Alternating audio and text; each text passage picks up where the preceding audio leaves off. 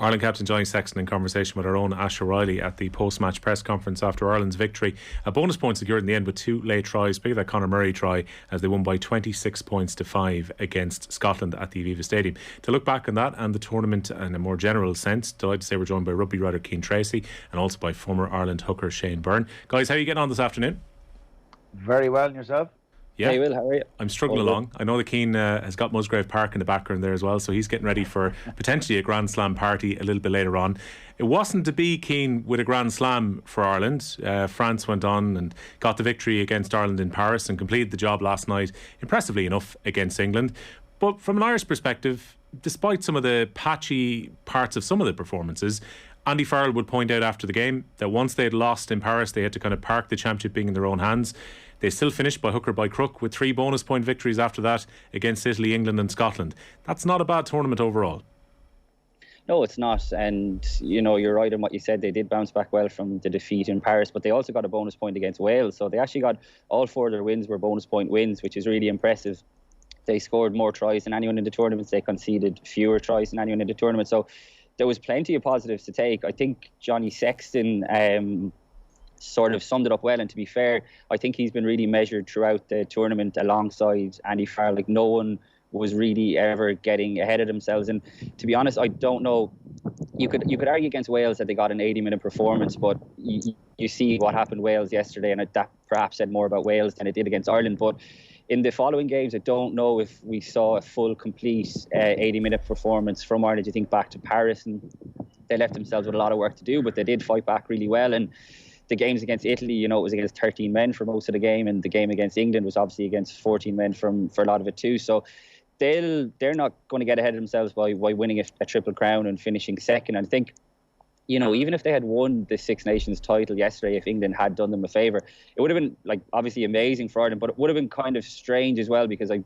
didn't think that Ireland, like, really shot the lights out. But it's a great place to be in when you're, like I said, you scored the most tries, you can see the fewest, and then you still think like you have loads of room for improvement. And I think that would certainly be my sense, and I think that's definitely the sense within the squad, because I suppose we saw what happened after 2018 when Ireland won the Grand Slam, and everyone, including myself, probably lost a run of ourselves. But it's much more measured now. I think France were by far the best team in the Six Nations, utterly deserved their Grand Slam, and they lived up to expectations too. But from an Irish perspective, I'd agree with you, Will. A good tournament without being an amazing tournament, I think. Shane, would you agree with that assessment where France looked a cut above the rest? And we'll talk about them in more detail, but maybe we can argue they are now the form team and best team in the world, having beaten New Zealand last autumn and having backed it up with a Grand Slam. Ireland a little bit behind them, but still looking reasonably impressive with more room to improve. And then the other teams had such a mixed tournament, particularly England, Scotland and Wales, that you're probably thinking that the Northern Hemisphere at the moment, that's the established order right now, France on top and Ireland a little bit behind them?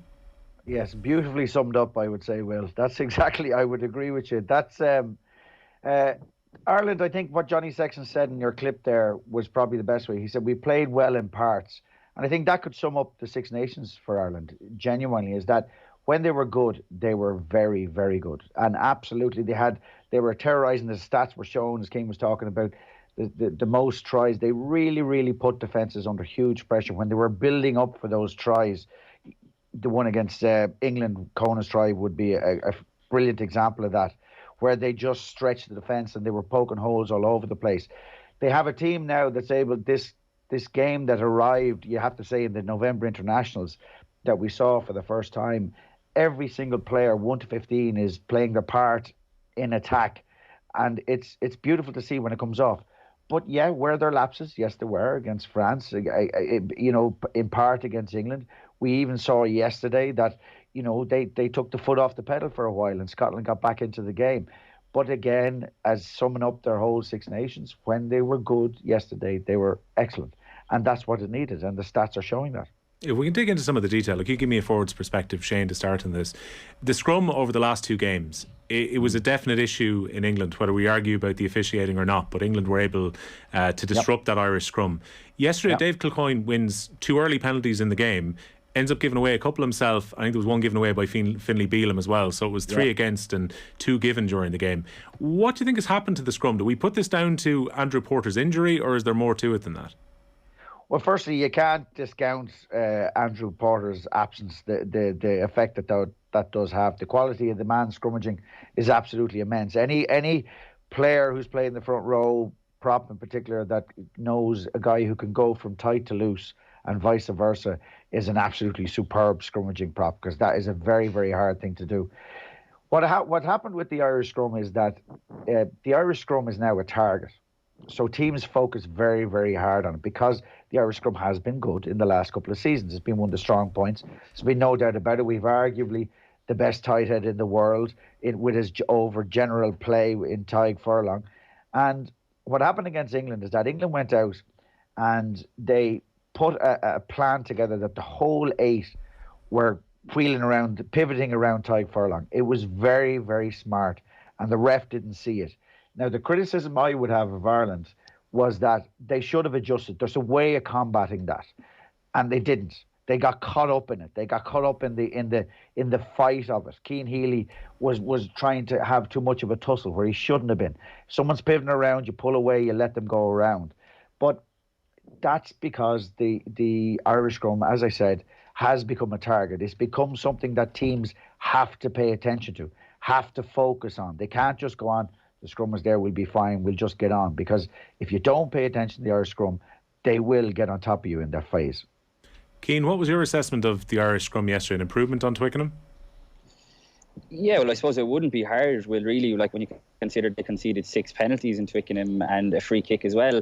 Like, it's interesting to hear what Shane says there. You know, you talk about someone like Cian Healy, and I don't know, I'd be interested to hear what you think about this, Shane. Like, you'd imagine for someone so experienced, he probably should have been able to, like, not get into that scrap that you're talking about. And that was a little disappointing, I think, from my point of view. Like, you're talking about a guy, one of the most experienced props that Ireland have ever had, and has never had a problem with his scrummaging. So I was a little bit surprised by that he didn't find a way in the moment to counteract it. I think it's also worth remembering that Dan Sheehan is relatively new on the scene, and this has been his breakthrough Six Nations. We'd seen him kind of playing at the end of the year last year, but he's a very tall man, and Shane would certainly know a lot more about this than I am in terms of like what it takes to be a hooker in the front row. But he's a very tall man, 6'3", I think he is. Like, it's very unusual for a hooker. So I think that would probably take a little bit of time for someone like Tadhg Furlong and Cian Healy and whoever is playing props either side of him now. We know they're still playing together at Leinster, but that's worth considering as well. I think Ronan Keller they're similar players in open play, but Ronan Keller is kind of much sturdier and smaller,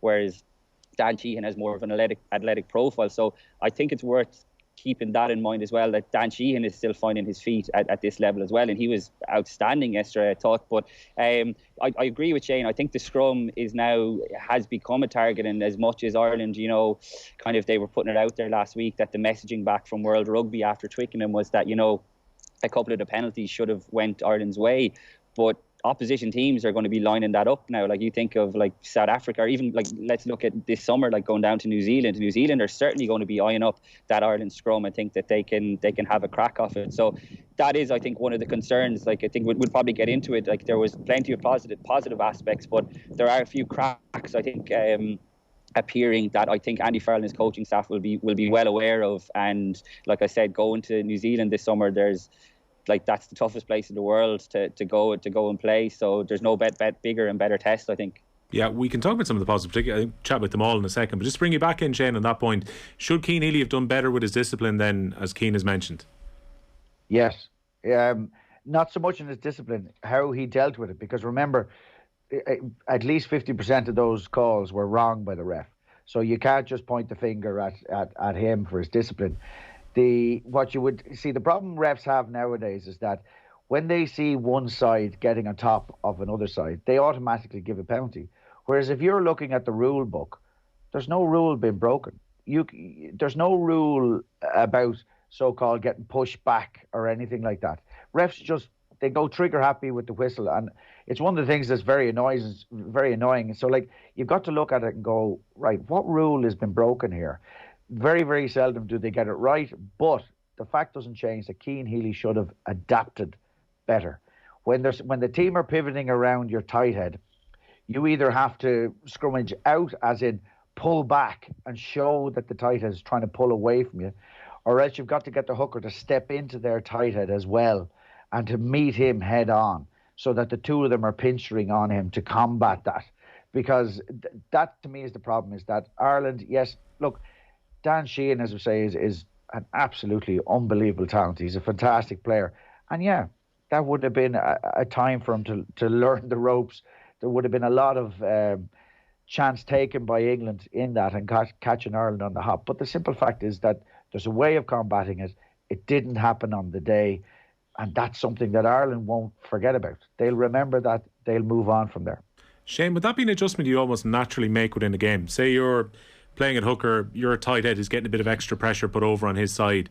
Do you naturally start to just kind of support over that way a little bit during the game, or would you be kind of noticing that in the middle of a scrum in the heat of a battle in the Six Nations game? No, you notice. You take every scrum, you know exactly what's going on, you know, right the way through it. And when you're going around the pitch, you'll be talking with your props and just having a chat and just making sure, listen, are you all right? Do you want me to step across, or what way can I help? But even when you're noticing during a scrum, there's always something you can do. There's always something you can do to help. Like, as I said, you know, if your loose head is under strife, you can actually attack the tight head as he's coming in. You can scrummage through your opposition hooker if you want to really assist your tight head, just to add extra weight onto that side. It's all about the way you push the hookers. Okay, we don't get much credit, I suppose, for scrummaging, because there's so many other things that need doing, and the props do the bulk of the duty. But there's an awful lot a hooker can help with. And as Cian was suggesting there, Dan, like, maybe his height is an issue. He had to do these things. You have to get down very, very low.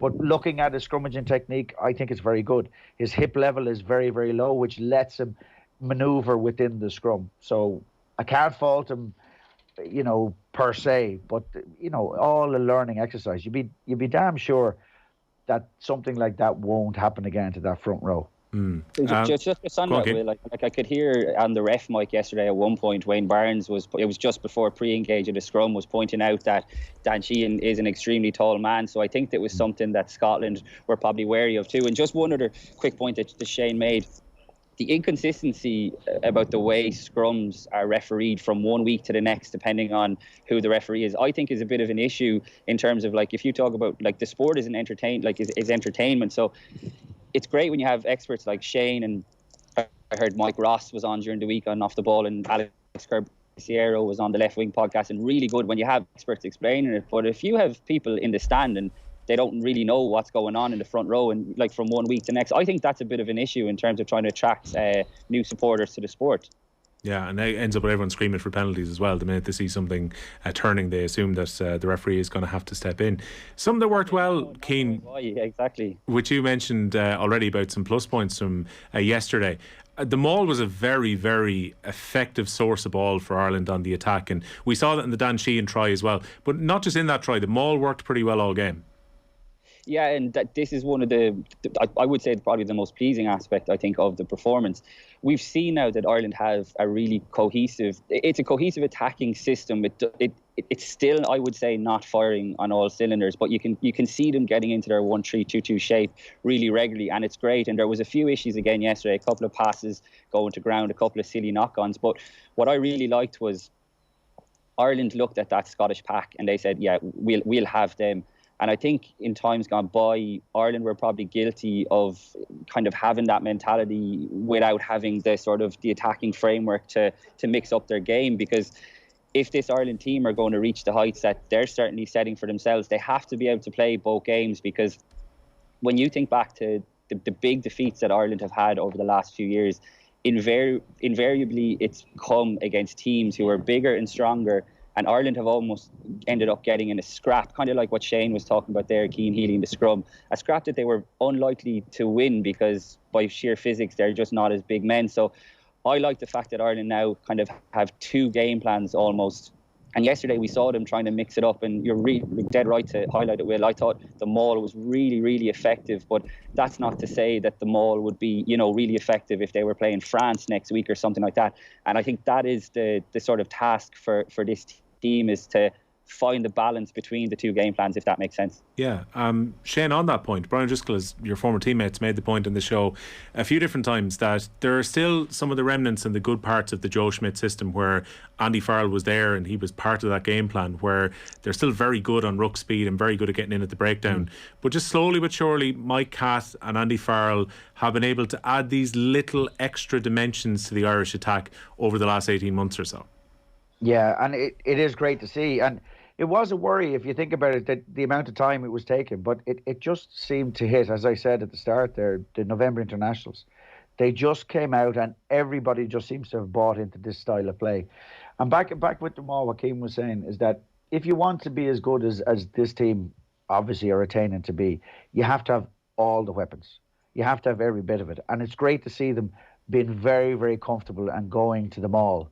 Ironically, Dan Sheehan was almost at fault for the remember the ball that collapsed when they were going for the line there in the game as well. I can't remember who was it that got through, but that's what you need to have. You need to have a team that has absolutely everything in its armory, that doesn't have any weak points. And this team, okay, yes, they will never be the biggest physical side on the planet, but they're willing to take on all teams in the game that they want to play and not be shying away from any particular style of rugby, which is brilliant to see. Yeah, we've mentioned Dan Sheehan a couple of times already and the impact that he's had and the opportunity that were afforded to him really by Kelleher's injury. Well, this is what Andy Farrell had to say last night about Dan Sheehan's performances once he became first choice thanks to that injury to Kelleher. Wow, he was amazing. He was amazing, and I mean, obviously we was gutted that we lost Ronan, but obviously there becomes an opportunity there, doesn't there? And Dan's stepped up to the plate, and to go to Paris and then go to Twickenham and learn a few lessons there as well, and right a few wrongs there this afternoon, stroke evening. Wow, to have so few caps and have all that experience under your belt and perform like he did, the future's bright for him. Cian, I remember the discussions that were going on when we knew that Rory Best was going through the final chapters of his career, and we were waiting for the World Cup to come around and who was going to emerge and whether Herring was going to be the number 2. Could Sean Cronin get back into a position where he could become first choice? I think Dan Sheehan was playing AIL around about that time, and now here he is as a seasoned international. Yeah, I'm actually writing about this tomorrow. It's such an interesting story. Like I said, I'm down here at Musgrave Park now, hopefully about to watch the Ireland under-20s win a Grand Slam. But when when Dan Sheehan was coming through, he didn't actually make the under-20 squad initially. By the time the World Cup came around, he ended up getting in because, ironically enough, Ronan Kelleher got injured. He was overlooked for a place in the Leinster Academy because Leinster went for Ronan Kelleher instead, which is fair enough. You have 2 outstanding hookers. So you're dead right. He went off and he played with Trinity in the AIL. Did an unbelievable job under Tony Smith, who's just done fantastic work with so many Leinster players, a really unheralded guy in sort of the Irish system. But then he went on to Lansdowne and kind of really got a bit of an edge about him. So we see so many guys kind of, coming out of school and playing 20s and they're kind of household names, your Gary Ringroses, your James Ryans, by the time they get to international stage. It's been a bit of a slow burner for Dan Sheehan. The guy is still only 23, but his rise over the last year, I was looking back on it, this weekend last year, he was coming off the bench playing his 10th ever game for Leinster in a home defeat to the Ospreys. So in 12 months, he's now gone to the Stade de France. He's now gone to Twickenham, and he's played a massive part in Ireland winning a Triple Crown. He's featured in all 5 games this year, so it's been a remarkable 12 months for him. And like you said, he's just such a we don't usually produce kind of athletes with his kind of profile, and I think that's what's so exciting about it. I think Shane kind of hit the nail on the head. He'll be so much better, I think, for the experience that he had in Twickenham, because, like we talked about Cian Healy, it's about problem solving on the hoof. It's not waiting for the analysis Monday morning review and the coaches to hold your hand and say, well, you should have done this, you should have done that. So I think this experience will have been unbelievable for him throughout the Six Nations, and I thought he just capped it off yesterday. He's such an explosive presence. We saw earlier on in the season his footwork that he had to beat Mac Hansen on the wing. The guy is, I think defenders, when they see him running at him, are like bracing themselves to make a big hit, but they're actually kind of underestimating his footwork, but it's also his acceleration through that footwork. So he can run over you, but he can also run around you, and that makes him a nightmare to defend against. And it'd be interesting to hear what Shane thinks, but from my non-expertise of watching a hooker's throw, I just think he's got a fantastic throw. Just a trajectory on the ball, a couple of the ones he hit at the tail yesterday, just a really, really fluid motion. And yeah, I think he's going to be a big, big player for Ireland in the next few years. I think himself and Ronan Kelleher's battle to be the Leinster and Ireland hooker, I think is one of the most fascinating aspects of Irish rugby, I think, over the next decade. Shane, they have a very different profile now compared to maybe what hookers would have been like previously. Like Ronan Kelleher at times can look more like his brother when he gets the ball in loose positions and he gets to use his feet. And again, Dan Sheehan is an excellent athlete as well. They add an awful lot to the team. Like these guys, even from an attacking point of view, both are incredibly good in the loose as well. Yeah, what you're saying there, what you're describing, that style of the game now that they have to play, that's almost a given. But these two are exemplary at it. How refreshing is it? I can't remember the last time that we now are no longer talking about the throwing, who's the best thrower, like that. These guys can just do it, and it's just taken as a given. Now the quality of the line out that they're thrown into is fantastic. Like the Irish line out is executing all the lifts, everything, all the movements, everything is very, very crisp. The support that the lifters are giving the jumpers is absolutely superb, and their timing is brilliant. But it's just like a given. And it's the first time for me for a long time that we're able to just concentrate on how the quality of play that these two players come out with. They're just the dynamism, the aggression in defence, their fitness, their technique, and everything that they do is exactly what you want from a modern hooker, and it's fantastic to see. Cian, moving away from the forwards then towards the backs. Again, I thought Jamison Gibson-Park did a really good job yesterday. He gets in there, he recycles the ball quickly. Ronan Lagarde was talking to us a few weeks ago about how crucial it is at La Rochelle they look at ruck speed as one of those kind of actual important stats. Jamison Gibson-Park keeps this Irish team ticking, and at this stage it looks like he's the nailed-on number one at this point. And we saw what Conor Murray can do from the bench when he came on, but Gibson-Park has really emerged now as Ireland's number 9 in this tournament, hasn't he? Oh yeah, absolutely he has, and he's there on merit as well. But it's still great to have, I think, Conor Murray. I wouldn't be writing him off yet. He saw the impact that he made in Twickenham, and he was pretty good, obviously, off the bench as well yesterday when he got the bonus point try. But yeah, you're right. I think one of the most encouraging aspects, I think, of Gibson Park is that I think others are now starting to feed off him and realise how he plays and the tempo he plays at. I think for a while, we see it all the time at Leinster. I think himself and James Lowe have an unbelievable understanding, intuitive almost. He knows when to go, because you can see Gibson Park is being told, get out there and speed up everything. Like the amount of quick taps that he takes as well. That is hugely, hugely important to the way that this Ireland team are playing. And you're right, and it's the same in La Rochelle. You have Kerr Barlow, who's an outstanding Kiwi scrum half as well. It's in their nature, that's what they want to do. They want to play at high tempo, and it's so pleasing to see the Irish coaches allowing Gibson Park to come in and play like that, because for so long, himself and Conor Murray are very different kinds of scrum halves, but Gibson Park hasn't come in and been asked to be okay, can you play like Conor Murray? This is kind of the evolution, I think, of the game plan. And Ireland have put such an emphasis on their ruck speed ball. You're right, Will. So I think they still have, after this weekend's games, the quickest breakdown in ruck speed in the Six Nations, where they're aiming for under three seconds, and you can see how important that is. But I think they're still trying to find the right balance around the breakdown.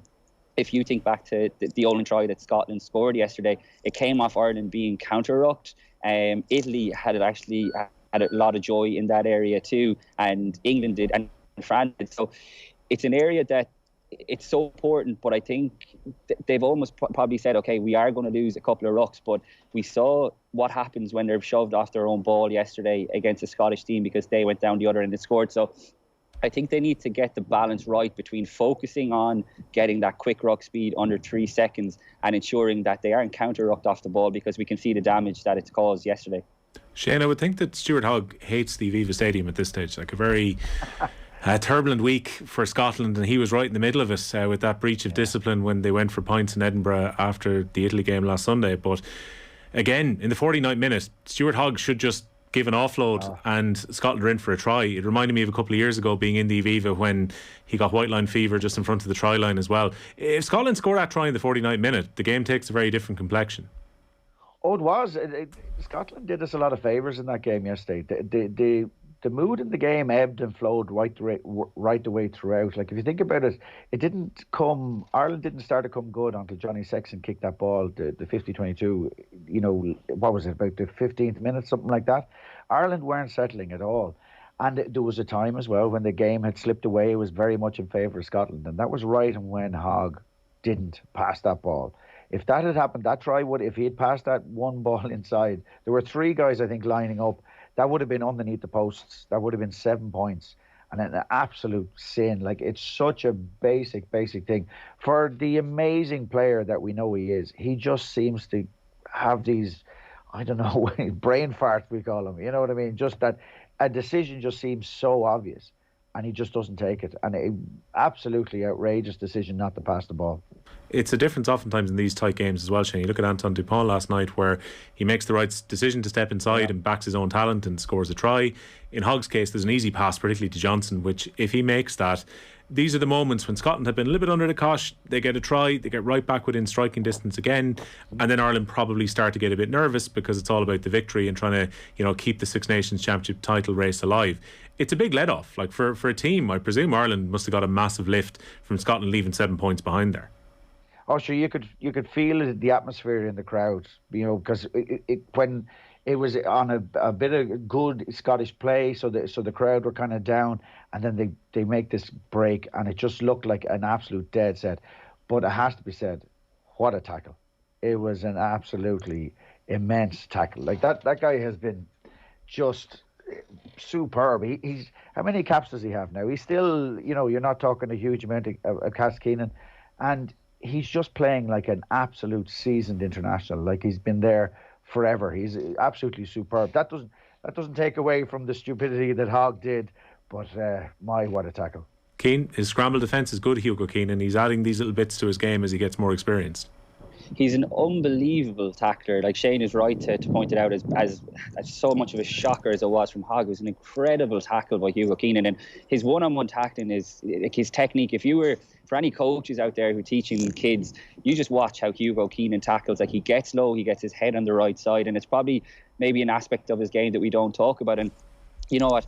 He has been so impressive, and one of the, I suppose, the joys of being able to get to go to the games, and I particularly noticed this actually during lockdown when the games were behind closed doors, the amount of talking that guy does in the backfield, which is something you're never going to notice obviously on TV, but he's so calm, he's so measured, he never looks flustered. And I think other players feed off that. And Shane is right. Like, he's playing like a veteran. And, you know, you talked earlier about the concerns that people had when Rory Best retired, who was going to replace him. There were similar conversations about Rob Kearney. And Hugo Keenan has come in and he's probably been asked to, you know, provide the defensive solidity that, like Rob Kearney was incredible, but the best fullback the country has ever produced in terms of his defensive capabilities. But I feel like Hugo Keenan has that. His game reading is exceptional, but he's also so quick. He's really, I think, stepping up now into the attacking line as first and second receiver more often.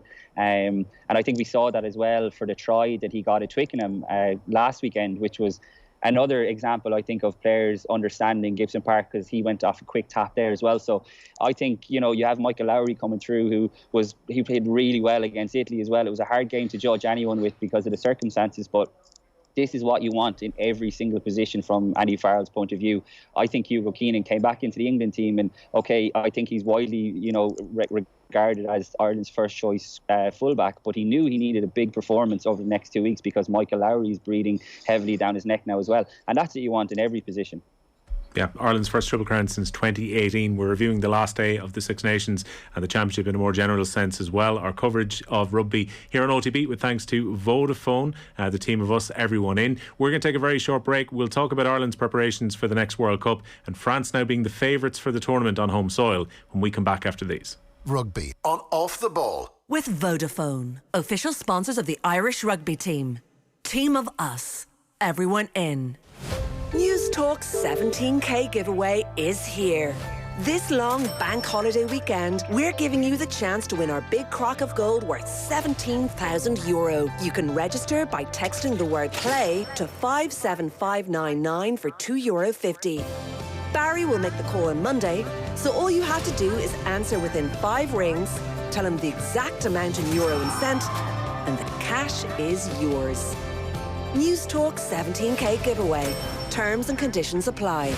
InsureMyVan.ie. Hi, I'm Ken Doherty. For all van drivers and business owners, InsureMyVan.ie is Ireland's low-cost van and commercial insurance specialist. For high-quality van and all commercial insurances, call InsureMyVan.ie. City Financial Marketing Group Limited, trading as InsureMyVan.ie, is regulated by the Central Bank of Ireland. Want to know where Stena could take you this year? From school runs to road trips, from FaceTime to face-to-face time.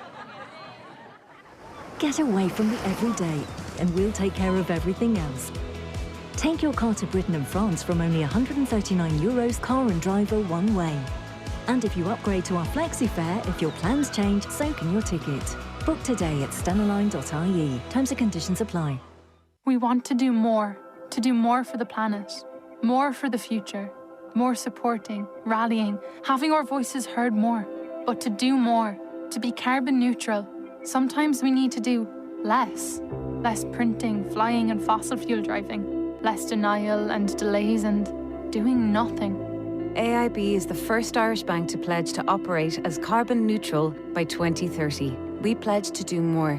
Allied Irish Banks plc is regulated by the Central Bank of Ireland. Get even more when you buy Nespresso Virtuo at Harvey Norman. Redeem 3 months worth of Nespresso coffee capsules, plus a free milk frother when you purchase any Nespresso Virtuo coffee machine from Harvey Norman, with prices starting at just €169. Our coffee specialists can help you find the Virtuo coffee machine that's just right for you. Shop our full range of Nespresso coffee machines in store or online at harveynorman.ie. Harvey Norman, your coffee specialists. T's and C's apply. See in store or online for full details. Go!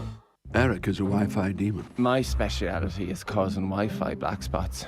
Emails from the bathroom, dropped video calls and that kind of thing. And you know, I once made a woman watch an entire box set under the stairs. But with Virgin Media's new Wi-Fi guarantee, eliminating Wi-Fi black spots, Eric finds himself out of a job. So I'm an influencer now.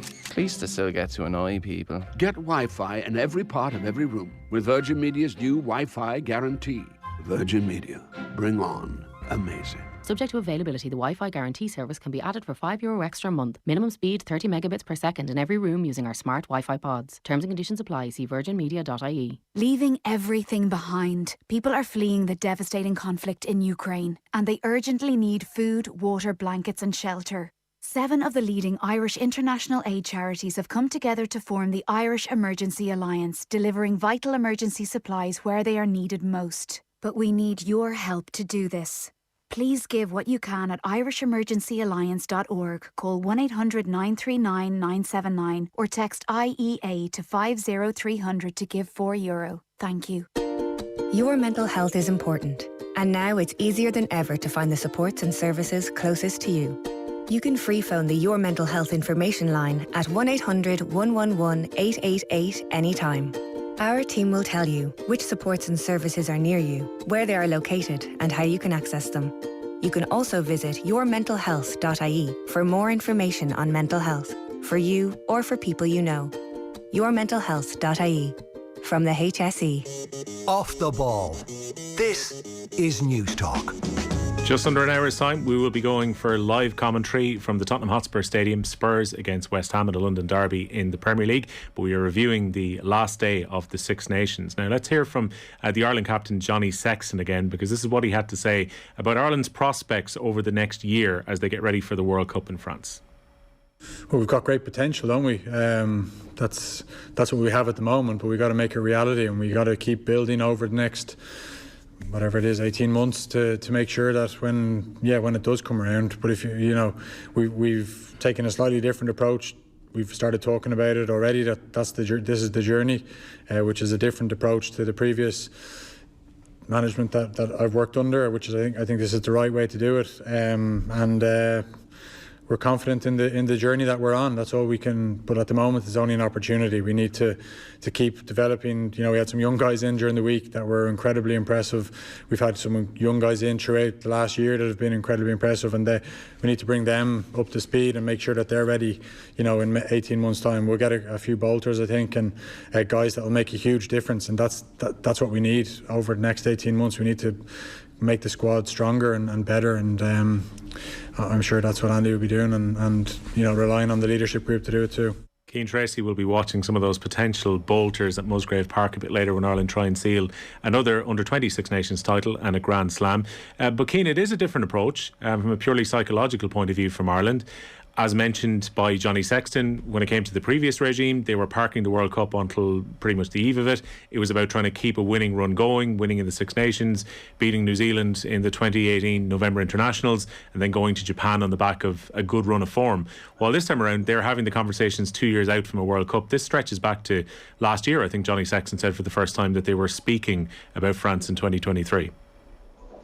Yeah, and I wonder, like in the previous setup, the World Cup is always there in the background. I'd be very surprised if it wasn't mentioned. I think it's just more of a sort of a public sort of front that they put on, and I'm all for it, to be honest. It's a different approach, like Johnny Sexton said, and it's probably indicative of the kind of more, you don't want to say, like, it's not a relaxed because it's an international environment, but it's no harm. The World Cup is there, and you know it's not going away, and like, it's a fine balance, because you don't want to go down the route that sort of England and Eddie Jones have gone on and pretty much like just essentially like writing off the Six Nations, and Ireland certainly didn't do that this year, and you would never want to see an Irish team sort of devaluing the Six Nations in the way that England pretty well, certainly that Eddie Jones has had in his media dealings. So there is a fine balance. I think they are building well, and I think Johnny Sexton is right when he talks about there'll be a couple of bolters.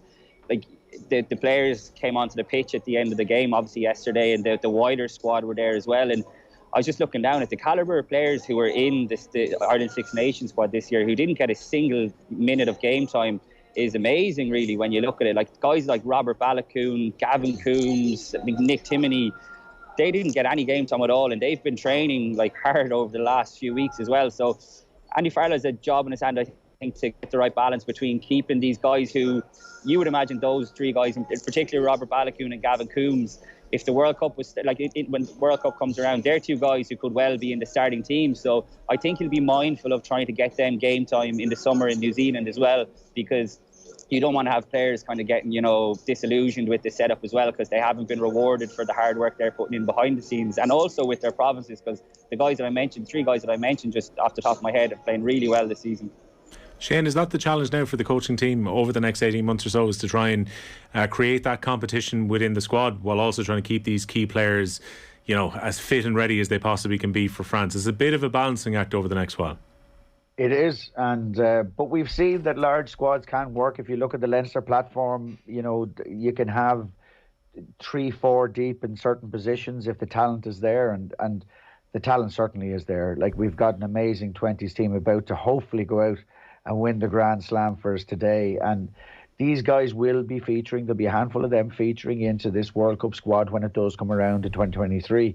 And you know, it's Ireland obviously traditionally has had a different setup. We're a small rugby playing nation. We have to concentrate on getting success in the Six Nations, so that's been the way it's been thought of. But this new way of thinking that Johnny Sexton talked about there, that Farrell is bringing in, is a good thing. It can only be a good thing. We've no doubt about it that we've ticked so many boxes in the rugby world, but the World Cup is an issue. We've never got it right. We've gone into it, you know, almost favourites a couple of times, and it just hasn't worked at all. And we got to get over that quarterfinal hoodoo. And it's all about preparation into it. Cian is dead right. Like, sacrificing Six Nations is not the way to go, or using that as an excuse. You can still be very competitive while keeping an eye on getting your squad prepared for the amazing tournaments. Lucky enough to be involved in 2 World Cups, and they are absolutely amazing tournaments and amazing events. But there is just something that Ireland have to keep in the background, and it's good that it's been mentioned now, because you need a very, very deep, very fit squad running into a successful World Cup campaign. Well, Eddie Jones is mentioned by Keane. This is what Eddie Jones had to say. France securing the championship in quite some style. Really good first half performance in Paris last night. Dipped off a bit in the second half where England got back into it, but ultimately France getting the job done. Winning by 25 points to 13. Been a very middling campaign for England.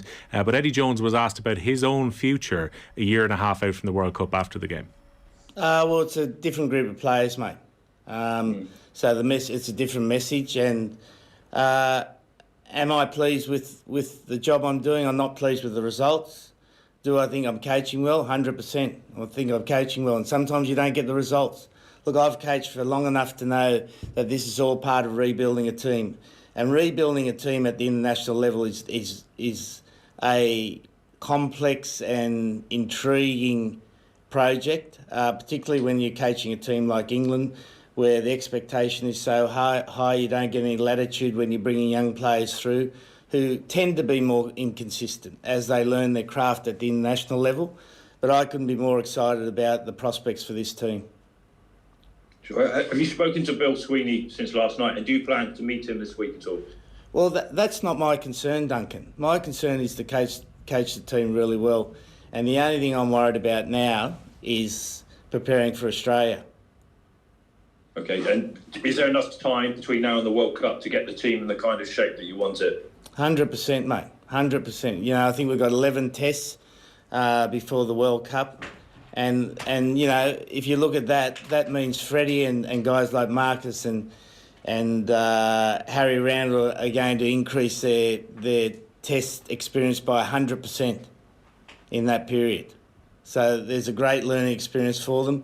Yeah, the timing for our team going to the World Cup, I think, is very good. Very good. Shane, the timing very good ahead of the World Cup according to Eddie Jones. Nothing to worry about. 18 months, 11 tests. They'll be ready in time for France. Is there a concern, though, if you were an England fan, based on, you know, the bluntness and the lack of variety in their attack during the Six Nations? Surely that's not an easy thing to fix. No, it has been shocking. It's been really notable that they just seem to, whenever they don't have the big, beefy, go-forward players, and, you know, the obvious ones that we talk about, that they just seem to not be able to generate a game plan around that. And it is a bit of a worry for them. But look, they have an enormous player pool. And he's gone through a huge amount of players in his squad. He really does bring guys in, takes them out of the squad so often. And the odd thing with Eddie Jones is he seems to just walk away from players like Beanie Vunipola, lads, these guys, that he just seems to be done with players and moves on. And I suppose he has that luxury with as I say, with the player numbers, but you still got to hand it to him. You know, final of a World Cup, preparation was pretty similar the last time. You know, it's not nice for them at the moment, but you look, I'm sure he's a wily guy, you know, and he'll have them in as good a shape as that squad of players can be. Keane, if you're the RFU and you're Bill Sweeney at the moment, do you just trust in the Eddie process right now? I think it's a tough one. I think like England are different to everyone else in that. Shane is right, like the player pool that they're picking from, and like God, the clip you played there, well, you wouldn't really know it. It was almost like Eddie Jones was playing the Bournemouth, that they didn't really have enough players, and like that's why it's so different. You look at, I suppose, like what the Springboks did at the last World Cup with Rassie leaving Munster so late in the 4-year World Cup cycle and coming in and literally changing their fortunes. I think that would give the RFU like some sort of food for thought.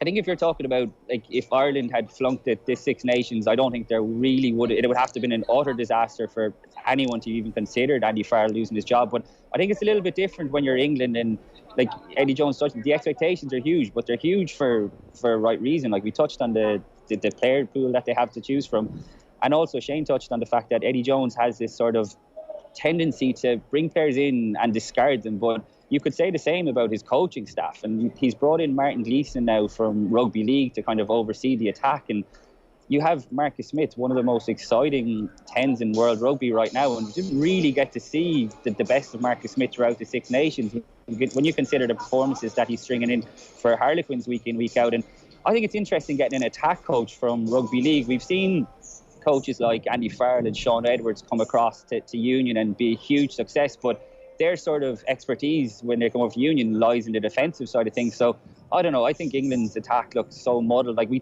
spoke about it earlier, Will, in that you can see a clear identity within this Ireland team and the attacking framework that they're trying to play. And yes, it hasn't always been perfect, and it won't always be perfect because it's a higher risk game than what these players have been playing with Ireland over the last few years. But that's why it's worth sticking with. So I think the RFU will definitely be sitting down over the next couple of weeks and kind of assessing all options. Is there a ready-made replacement to come in? I'm not sure. Like Rassie Erasmus, jumped at the opportunity to leave Munster and go back to lead his home country, but I don't know if there's anyone in the English system who'd want to come in a year out from the World Cup and try and do it, because it'd be an incredibly tough task. Despite the strength that they have, it'd be a tough task to do what Rassie Erasmus did in a year and basically come in and win a World Cup, which is ultimately what England are going to be aiming for in 18 months' time. Shane, when it comes to the new Grand Slam winners... No, go on, Shane, go on. Stop you there. Just very quickly, on my Sky Sports app, RFU continues to fully support Eddie Jones. So there you go. Just on the phone. They traded vote of confidence. Is it like there you go. There you go. They knew the vote of confidence had to come in with the conversation we were having at the moment. When it comes to the champions, Shane, this France team really could have done a whole lot more when it came to the competition itself. Okay, they had to kind of eke out results against Ireland and away from home against Wales, but when this France team are good, like they were in the first half yesterday, they look like they could potentially be the best team in the world. You can't help smiling watching them. Well, obviously not when they're playing against Ireland, but they really do play the beautiful game when they're in full flow. I suppose it's probably a sign of a good championship-winning team that they were able to knuckle down when it didn't all go their way. That they were able to win ugly as well when necessary, and they didn't play every game brilliantly, but they were fabulous when they were in full flow. And Ireland probably challenged them more than most and got back into the game regardless of what France were doing. But most of the sides, when France got ahead, there was just no way you were going to catch them. And any chink in your armour they found, and led by the amazing Dupont, he's just a player on fire at the moment. And as he showed with the vital try yesterday as well, that's the way a team just has to go. They have amazing balance throughout the back row in their centre field. Every part of their game just is functioning perfectly. When, as you're saying, you said it earlier on, flowing into a World Cup next year, they're going to be pretty high up in the betting ranks, wouldn't they? Yeah, no, without doubt, especially after beating New Zealand last year as well. Keane, the romantic story, which happened early in the day, they got a bit overshadowed by the title race afterwards, but what a remarkable result for Italy. We were talking about this a few weeks ago in the pay-per-view. They were about to take their 100th defeat when they lost to Ireland in Dublin. But a 36-game streak of defeats has now been broken. First win in 7 years. And albeit it was a Wales team who've been very dysfunctional during the tournament, that is a victory to savour for the Italians at a time when so many have been writing their obituaries in this tournament and almost calling for Georgia or South Africa to replace them. It was absolutely magic. When you kind of the neutral in you, that's why you watch sport, isn't it? For moments like that, it was incredible. We were watching it in the press room yesterday before the match, and the roar that went up when he scored, and it was actually really nice because Ian McKinley was in the press room as well, and obviously a Dublin lad who obviously went on to play with Italy so successfully, and he was in there as well. And just to see the emotion in a guy like that who's been on the end of some tough defeats when he was involved in the setup as well, and it was just magic. Like I said, it was the beauty of sport, and like you said, Wales have been dysfunctional, but they're bloody tough to beat at the Principality Stadium, generally speaking, so that was no easy task. And you know what? The win was incredible, but I thought it was the way they went about the win. It wasn't a fluke by any means at all. It wasn't like Wales had an early red card, and that try to win the game. We spoke about Stuart Hogg not giving the pass in the Ireland game, but you see Capuzzo, the Italian fullback, who looks amazing by the way, gives the pass because it's a smart thing to do. And then Italy scored a try under the post, which was so important as well. So to have that sort of wherewithal in what was by far the biggest moment of his career was incredible. And I suppose the thing for Italy now is it would have been brilliant if they had a match next week to kind of see how they went and back it up, but they'll probably enjoy the celebrations. But we can't be waiting so long for their next victory, if you know what I mean, because the Six Nations would be so much a better product if you weren't going into, if there was a bit of jeopardy when teams were playing Italy, because for the last few years it's been a case of how many points are you going to score against them, and trying to improve your points difference if that's what the title is going to come down to. So it was an incredible moment and an incredible try and an incredible performance, like I said, that was fully justified to get that monkey off their back, and hopefully they can kick on now, Will, in next year's Six Nations. Yeah, gentlemen, good to catch up with both of you. Thanks a million, lads. No worries, take care. All right, we're heading towards the news headlines, which are coming up at 4 p.m. Let's just bring you up to speed on what's been happening elsewhere. Leicester have beaten Brentford by 2-1 in the Premier League. Meanwhile, Crystal Palace against Everton. Crystal Palace winning 4-1 in the FA Cup quarter-finals. Peterborough 3-1 winners against QPR. And Manchester City against Southampton. We can go across for a half-time report on this one because it's level at the break between Southampton and Man City.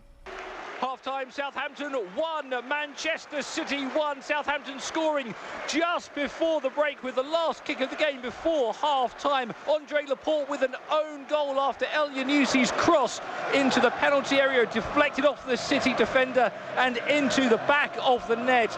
City had taken the lead through Raheem Sterling when he scored at the other end, aided by a slip from Jack Stevens. It could have been more. Jesus blasted over the bar. Gundogan has hit the post from close range and Rodri fired inches wide. Southampton had threatened at the other end. Romeo smashed an effort straight into the arms of Stefan. They looked to be going in behind at the break until that own goal right on the stroke of half-time. It's Southampton 1, Manchester City 1.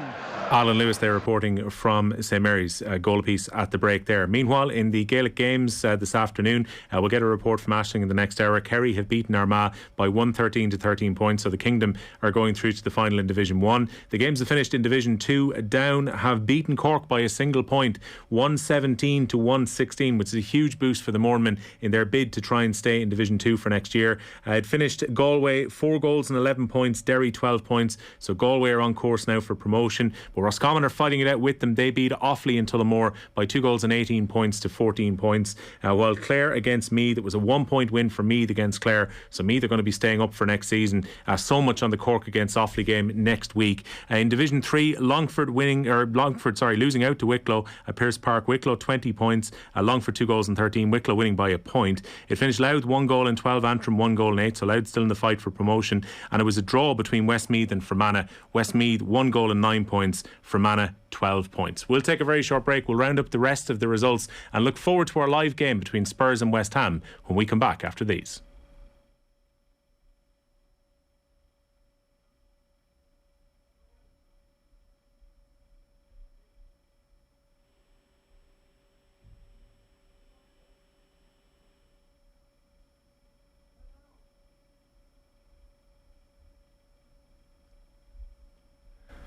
I'll be going back across to the news in a moment. I'll give you the results from Division 4 before we can do so. Cavan against London. Finished up London 2 goals and 11 points. Cavan 1 goal and 15. So Cavan getting out the English capital with just a 1-point win. It was Waterford 1 goal and 11 points. Sligo